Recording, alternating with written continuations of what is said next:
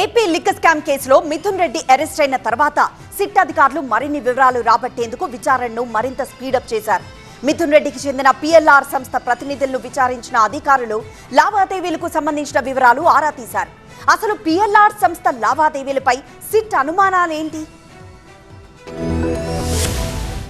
ఏపీలో liquor scam సృష్టిస్తోన్న సంచలనం అంతా ఇంటా కాదు. ఈ కేసులో తవ్వే కొద్దీ సంచలనాలు వెలుగులోకి వస్తున్నాయి. ఓవైపు విచారణలు, మరోవైపు అరెస్టులు, ఇంకోవైపు రాజకీయ వ్యూహాలతో ఈ కేసు రోజురోజుకు సంచలనంగా మారుతోంది. ఇప్పుడు మిథున్ రెడ్డికి చెందిన పిఎల్ఆర్ ప్రాజెక్టు బ్యాంకు లావాదేవీలపై సిట్ అధికారులు ఫోకస్ పెట్టారు. పిఎల్ఆర్ సంస్థ బ్యాంకు ఖాతాల్లోకి డబ్బులు భారీగా బదిలీ అయినట్లు గుర్తించిన అధికారులు మద్యం కుంభకోణానికి లావాదేవీలతో సంబంధం ఉన్నట్లు భావిస్తున్నారు.